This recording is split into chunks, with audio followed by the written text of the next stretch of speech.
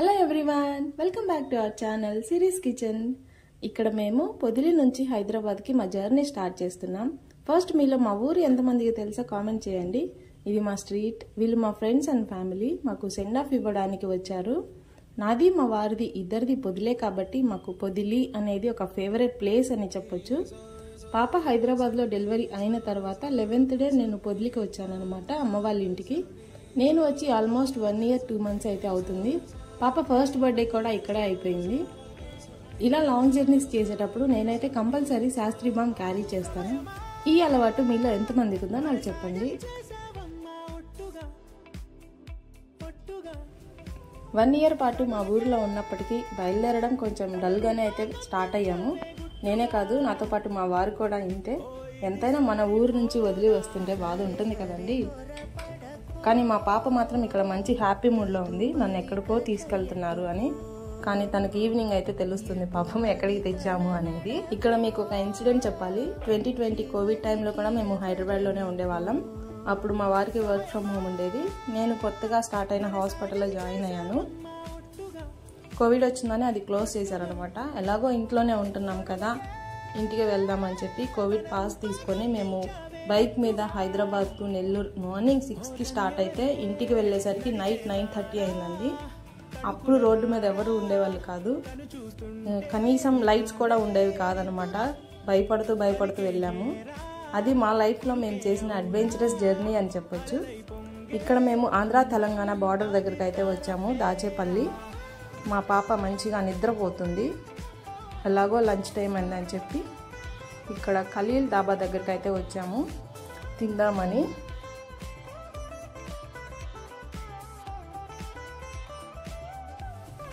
ఖలీల్ డాబాలో నాటుకోడి గీ roast mutton biryani బాగుంటుందంట. అది try చేద్దామని ముందే ఫిక్స్ అయ్యి వచ్చాము. కానీ మేము వచ్చే టైంకి అది లేదు. సో మేము ఇక్కడ సంగటి ఆర్డర్ చేసుకున్నాం. మా పాప కూడా సంగటి తింటుందని ఫుడ్ ఆర్డర్ చేస్తున్నారు మా వారు అక్కడ. మా పాప చూడండి, టిష్యూ తీసుకొని ప్లేట్స్ క్లీన్ చేస్తుంది. తర్వాత మూతి తుడుచుకోమా అంటే తుడుచుకుంటుంది. అదే టిష్యూతో కాదులేండి, వేరే టిష్యూతో. స్టార్టర్స్లోకి మేము పెప్పర్ చికెన్ చెప్పుకున్నాము. పెప్పర్ చికెన్ బాగుంది. తర్వాత బిర్యానీ చెప్పాలనుకున్నాం, కానీ సంగటి కొర్రమీను పులుసు అయితే చెప్పాము. పాప సంగటి ఇష్టంగా తింటుందని. సంగటి 80 రూపీస్, కొర్రమీను పులుసు 400 అనమాట. ఈ సంగటి చూడండి, మా వారు దీన్ని చూసి ఇది ఇక్కడ 80 రూపీస్, మన ఊర్లో ఫేమస్ ఎర్రయ్య సంగటి దగ్గర అయితే 60 రూపీస్, ఇంకా సంగటి ఎక్కువ వస్తుంది అని అన్నారు. తర్వాత వైట్ రైస్ అయితే చెప్పాము, కానీ రైస్కి న్యాయం చేయలేకపోయామన్నమాట, సంగటి హెవీ అవ్వడం వలన. కర్రీ మాత్రం మొత్తం తినేసాంలేండి, 400 కదా, వేస్ట్ చేయకూడదని. లంచ్ కంప్లీట్ చేసుకొని తిరిగి మళ్ళీ మా జర్నీని అయితే స్టార్ట్ చేసాము. ORR వరకు వచ్చేసాం మేము. మా పాప చూడండి ఇక్కడ శాస్త్రీ బామ్ స్మెల్ చూస్తుంది, తనకి ఇష్టం ఆ స్మెల్ అంటే.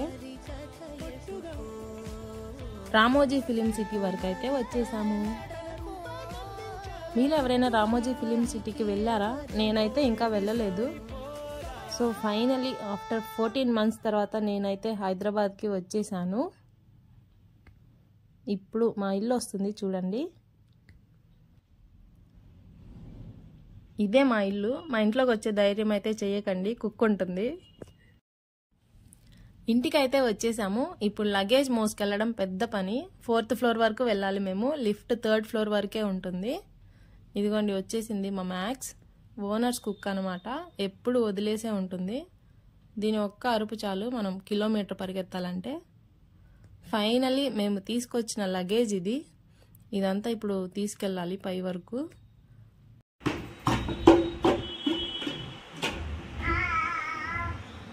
మేము ఇంటికి వచ్చేసరికి ఈవినింగ్ 7 అయింది. మా లగేజ్ అంతా ఇంట్లోకి అయితే వచ్చేసింది. అలా ఫ్రెష్ అయ్యి మా ఏరియాలో ఎవ్రీ వెనస్డే సంత జరుగుతుంది, ఆ సంతకైతే వెళ్ళాము. ఇంకా ఎలాగో వంట స్టార్ట్ చేయాలి కదా, కూరగాయలు తీసుకొద్దామని. సో నైట్కి కావాల్సిన కర్రీస్ కూడా తెచ్చుకున్నాము. మేము కర్రీస్ తెచ్చుకోవడం చాలా రేర్ అనమాట, కావాలంటే బిర్యానీస్ అయితే తెచ్చుకుంటాం కానీ. సో నా వీడియో మీకు నచ్చిందని అనుకుంటున్నాను. ఒకవేళ నా వీడియో మీకు నచ్చితే లైక్ చేయండి, షేర్ చేయండి, సబ్స్క్రైబ్ చేసుకోండి. Bye bye.